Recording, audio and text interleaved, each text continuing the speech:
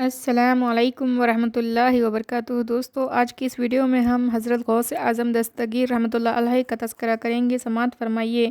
آپ کا اسم گرامی عبدالقادر اور لقب سید محی الدین تھا۔ 471 ہجری میں آپ غوث اعظم دستگیر قصبہ جیلان میں پیدا ہوئے۔ کہتے ہیں کہ حضرت کے ودود و مسعود کی ساعت پر رسول مقبول صلی اللہ علیہ وسلم اپنے تمام صحابہ رضی اللہ کے ساتھ استقبال کے لیے تشریف لائے اور حضرت کے والد بزرگوار کو مبارکباد دیتے ہوئے فرمایا کہ اے ابو صالح، اللہ نے تمہیں ایسا صالح فرزند عطا فرمایا ہے جو میرا اور تمام خلقت عالم کا محبوب ہے۔ اولیاء اللہ میں اس کی شان ایسے ہی اعلیٰ و ارفع ہوگی جیسے انبیاء میں میری ہے، سبحان اللہ۔ حضرت کی ولادت رمضان المبارک کے مہینے میں ہوئی تھی، چنانچہ حضرت پہلے ہی دن روزہ دار ثابت ہوئے اور تمام دن دودھ نوش نہیں فرمایا، اور اسی دن جیلان کی تمام حاملہ عورتوں کو خدائے قدوس نے اولاد نرینہ عطا فرمائی اور سارے کے سارے بحکم رب تعالیٰ مادرزاد ولی پیدا ہوئے۔ حضرت کی روح پر نور ولادت سے پہلے بھی تجلی جل جلالہ سے مشروف ہو چکی تھی۔ حضرت کی والدہ مکرمہ فرماتی تھی کہ ایک مرتبہ ہلال رمضان کے سلسلے میں اختلاف ہوا، لوگ سراسیمہ و حیران تھے، حتیٰ کہ دن ہوا اور اختلاف نہ مٹا۔ لوگوں کو جب معلوم ہوا کہ حضرت شیر خوارگی کے عالم میں بھی روزے کے پابند ہونے کی وجہ سے شیر مادر نوش نہیں فرماتے، تو لوگ در دولت پر استفسار کی غرض سے حاضر ہوئے۔ اندر سے جواب آیا، آج عبدالقادر نے دودھ نہیں پیا۔ اس کے بعد دوسرے مقامات سے بھی خبریں پہنچ گئی کہ چاند دیکھا جا چکا ہے، چنانچہ عالم شیر خوارگی میں ہی لوگوں پر حضرت کی بزرگی کا سکہ بیٹھ گیا۔ تجلی جل جلالہ سے مشروف نیاز ہونے کے ساتھ ساتھ حضرت کی روح حضور صلی اللہ علیہ وسلم مقبول کی خدمت سے بھی مشروف ہو چکی تھی، چنانچہ ولادت کے بعد دیکھا گیا کہ حضرت کے شان مبارک پہ حضور صلی اللہ علیہ وسلم کا نقش قدم ثبت تھا، جس کی وجہ بتائی گئی ہے کہ شب معراج کے وقت جب براق کو حضور صلی اللہ علیہ وسلم نے یہ بشارت دی کہ حضور صلی اللہ علیہ وسلم اس پر سواری فرمائیں گے، تو براق اس سعادت کی خوشی میں فرحت و سرور سے کافی بلند ہو گیا۔ اس وقت حضرت غوث اعظم دستگیر کی روح بابرکت نے بحکم خداوندی حضور صلی اللہ علیہ وسلم مقبول کی خدمت قدوس میں حاضر ہو کر عرض کیا، یا سیدی، اپنے قدم مبارک میرے شانے پر رکھ کر براق پر سوار ہوا کیجیے۔ چنانچہ از رائے عنایت حضور صلی اللہ علیہ وسلم نے اپنا قدم مبارک حضرت کے شانے پر رکھا اور براق پر سوار ہوئے۔ پھر حضور صلی اللہ علیہ وسلم نے ارشاد فرمایا کہ میرا قدم تیری گردن پر ہوا اور تیرا قدم تمام اولیاء اللہ کی گردن پر ہوگا۔ چنانچہ حضور صلی اللہ علیہ وسلم کے قدم مبارک کی برکت تھی کہ حضرت رحمۃ اللہ علیہ کا مرتبہ تمام اولیاء میں ارفع و اعلیٰ ہوا۔ حضرت غوث اعظم دستگیر 17 سال کی عمر تک جیلان و عراق کے مختلف علوم و فنون کا درس لیتے رہے، لیکن تحصیل علم کی پیاس جب اس پر بھی فروغ نہ ہوئی تو حضرت بغداد تشریف لے گئے۔ وہاں حضرت نے حضرت قاضی ابو سعید مخرمی سے خرقہ صوفیانہ پہنا اور حضرت قاضی نے اپنا چھوٹا سا مدرسہ جو بغداد کے محلے میں واقع تھا حضرت کی تحویل میں دے دیا۔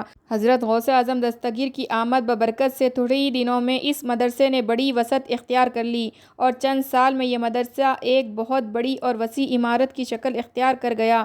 حضرت یہاں 13 سال مختلف علوم کا درس فرمایا کرتے تھے۔ اوقات مدرسہ صبح سے لے کر دوپہر کے قبل تک اور پھر ظہر کے بعد عصر تک ہوتے تھے۔ حضرت کی تدریس کی شہرت عالمگیر حیثیت اختیار کر گئی اور اطراف عالم سے ہر قسم کے طلباء ٹوٹ پڑے اور حضرت کی تدریس نے گویا صحیح اسلامی روح پھونک دی۔ حضرت کے وعظ میں حاضرین کی تعداد کا شمار نہ ہوتا تھا۔ حضرت غوث اعظم دستگیر کے فیض سے استفادہ کرنے کے لیے عوام الناس جوق در جوق آتے اور علم و معرفت کی تشنگی کو فروغ کرتے۔ حضرت کبھی کبھی وعظ میں فرمایا کرتے تھے کہ اے اہل آسمان، اے اہل زمین، آؤ اور میرا کلام سنو اور مجھ سے سیکھو کہ میں سرور کائنات صلی اللہ علیہ وسلم کا نائب اور وارث ہوں اور حق تعالیٰ اپنی تجلی سے میرے دل کو منور کرتا ہے۔ شیخ ابو سعید خیلوی فرماتے ہیں کہ حضرت کی مجلس میں خود سرکار، دو انبیاء و ملائکہ اور جنات کو صف در صف مشاہدہ کیا گیا۔ حضرت کی آواز میں ایسی تاثیر اور برکت تھی کہ لفظ ذہن و دل پر مرتسم ہو جاتا تھا۔ حضرت ہفتے میں 3 دن وعظ فرماتے تھے، جمعہ، ایک شنبہ اور 3 شنبے کے روز۔ حضرت شیخ عبدالقادر جیلانی اتنے سخی تھے کہ جو کچھ انہیں تحفے میں ملتے وہ حاضرین میں تقسیم فرما دیا کرتے تھے۔ غریبوں اور محتاجوں سے نہایت نرمی اور توجہ سے پیش آتے تھے۔ اہل دنیا کی تعظیم کو کبھی خاطر میں نہ لاتے، لیکن ہم تشنیوں کی بے حد عزت فرماتے۔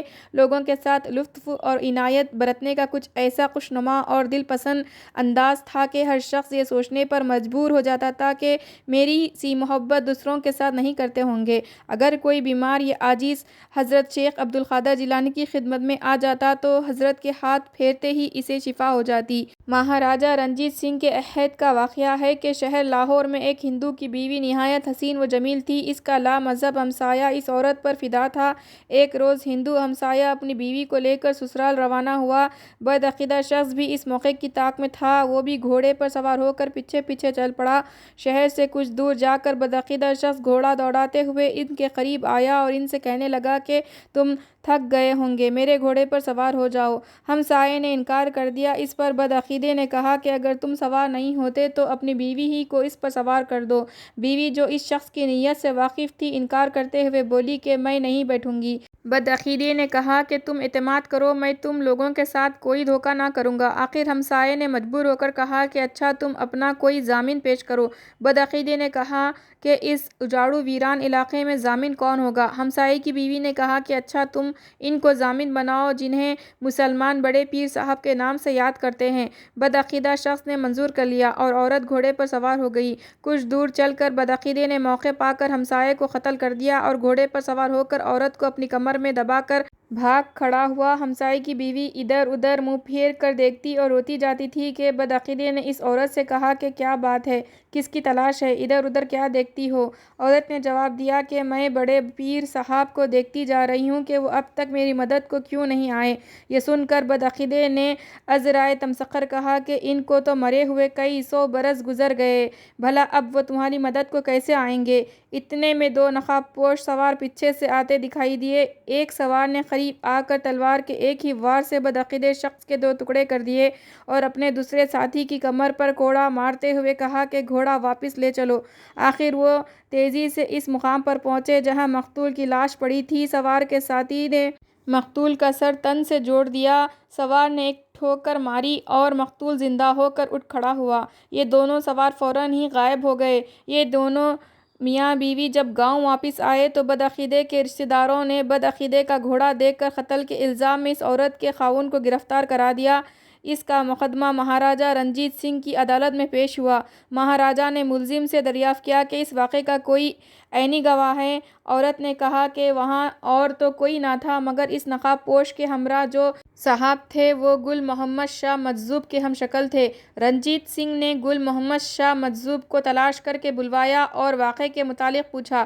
مجذوب صاحب نے فوراً اپنی پیٹھ کھول کر دکھائی کہ یہ کوڑے کا نشان ملاحظہ فرمائیے اور اس واقعے کی تصدیق ہوئی۔ مہاراجہ رنجیت سنگھ نے اس عورت کے خاوند کو بری کر دیا۔ یہ معجزہ اس بات کا ثبوت ہے کہ حضرت غوث اعظم دستگیر کے فیض و روحانی کا سلسلہ وصال کے بعد بھی قائم اور جاری و ساری ہے۔ حضرت غوث اعظم دستگیر کا وصال 561 ہجری میں ہوا۔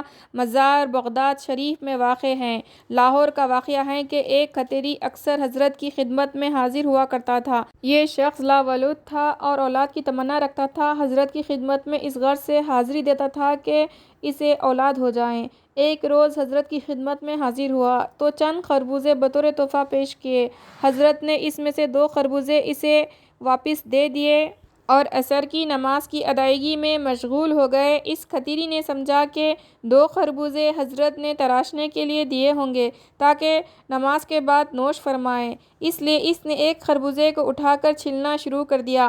حضرت نے نماز سے فارغ ہو کر فرمایا، ارے یہ تو نے کیا کیا؟ میں نے یہ تجھے خربوزے اس لیے دیے تھے کہ تو اپنی بیوی کے ساتھ مل کر کھا لے اور تیرے لیے 2 فرزند کی دعا کی تھی۔ اچھا ہوا کہ تو نے ایک ہی تراشا، اب تیرے ہاں ایک ہی فرزند ہندو اور دوسرا مسلمان پیدا ہوگا۔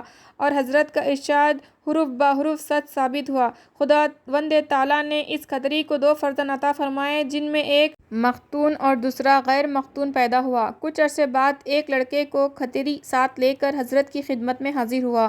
آپ نے اس کا نام مقر الدین رکھا اور اسے اپنے پاس ہی رکھ لیا۔ چنانچہ آپ کے وصال کے بعد وہی سجادہ نشین ہوئے۔ حضرت کا وصال بذات خود ایک بہت بڑی کرامت اور بزرگی کی دلیل ہے۔ کہتے ہیں کہ حضرت نے حجرہ زمین دوز تعمیر کر لیا تھا، چنانچہ آپ مشغول عبادت ہوا کرتے تھے اور اس میں بند ہو کر چلہ کشی کرتے تھے۔ جب تک چلہ ختم نہ ہوتا آپ اندر ہی رہتے تھے۔ جب چلہ ختم ہو جاتا تو خادم حجرے کا دروازہ کھول دیتے تھے۔ ایک مرتبہ آپ چلہ کشی کے لیے حجرے میں تشریف لے گئے اور چلے کی مدت ختم ہونے کے بعد جب دروازہ کھولا گیا تو حاضرین کے کان میں آواز آئی کہ اب تک جو ہونا تھا وہ ہوا، میری قبر اس حجرے کے اوپر تعمیر کرو، یہ میرا مدفن ہے۔ اس روز سے حجرے کے اوپر قبرستان کا نشان بنوا دیا گیا۔ یہ واقعہ 4 ربیع الثانی 1049 کا ہے، لیکن جسم مبارک کسی نے نہ دیکھا۔ لوگ جب تہہ خانے میں گئے تو حجرہ خالی تھا۔ کسی کو معلوم نہ ہوا کہ حضرت کو کس نے دفن کیا۔ خیال کیا جاتا ہے کہ آپ کو ملائکہ نے دفن کیا۔ آپ کا اسم گرامی سید خیر الدین تھا۔ آپ سید رحمۃ اللہ کے صاحبزادے تھے جو خود ایک ولی کامل اور صحیح النفس سعادت کرام میں سے تھے۔ آپ جب لاہور میں تشریف لائے تو راستے میں جہاں جہاں قیام فرمایا وہاں باغ، تالاب اور عمارت تعمیر کروائی جو ابھی تک موجود ہے۔ لاہور میں تشریف آوری کے بعد ہزاروں کی تعداد میں لوگ مرید ہوئے اور آپ کے ہاتھوں پر بیعت کرنے کی سب سے بڑی کرامت یہ تھی کہ جو شخص بیعت کرتا اس رات اسے سرور کائنات حضور رسول مقبول صلی اللہ علیہ وسلم کے دیدار عالیہ کا شرف حاصل ہوتا یا حضرت غوث اعظم دستگیر کی زیارت سے مشرف ہوتا۔ حضرت دار شکوہ فرماتے ہیں کہ حضرت ملا شاہ نے یہ بیان کیا کہ میں ایک بار اپنے مرشد حضرت نعمت اللہ کے ہمراہ حضرت کی زیارت کو حاضر ہوا۔ ہم ابھی بیٹھے ہی تھے کہ حضرت کے ایک مرید نے ہمارے سامنے ایک تسبیح نذرانے میں پیش کی۔ اس وقت میرے دل میں یوں خیال آیا کہ کاش یہ تسبیح حضرت مجھے مرحمت فرما دیتے۔ جب ہم حضرت سے رخصت ہونے لگے تو حضرت نے مجھے اپنے قریب بلایا اور فرمایا کہ چونکہ تمہیں اس تسبیح کو لینے کی خواہش تھی اس لیے میں تمہیں یہ بخشتا ہوں۔ اب اگر ہو سکے تو اس پر 100 مرتبہ درود شریف پڑھا کرو، اس سے مجھے اور تمہیں اور اس تسبیح کے مالک کو ثواب پہنچے گا۔ حضرت ملا شاہ کے مرشد حضرت نعمت اللہ فرماتے ہیں کہ ایک مرتبہ میرے دل میں یہ خیال آیا کہ مجھے غوث پاک سے اس قدر محبت اور ارادات ہے کہ حضرت غوث پاک کو بھی میری ارادات اور محبت کی خبر ہے یا نہیں۔ اسی شب میں نے خواب میں دیکھا کہ میں ایک جنگل میں سربراہانہ کھڑا ہوں اور حضرت غوث پاک نے مجھے ایک سفید دستاویز عنایت فرمائی اور ارشاد کیا کہ میں تیرے حالات سے واقف ہوں۔ جب صبح سویرے بیدار ہوا تو حضرت شاہ عبد المعلا نے مجھے اپنی خدمت میں طلب فرمایا اور ایک سفید دستاویز عنایت کرتے ہوئے ارشاد کیا کہ یہ وہی دستاویز ہے جو رات کو تمہیں حضرت غوث اعظم دستگیر نے دی تھی۔ ان چند مقتدر حضرات سلسلہ والیہ قادریہ کے علاوہ اس سلسلے کے اور بزرگ بھی لاہور میں مدفون ہیں جو آج بھی فیضان قادریہ سے دنیا کو سیراب کر رہے ہیں۔ دھوم ہے زمانے میں فیض غوث اعظم دستگیر کی، سبحان اللہ سبحان اللہ۔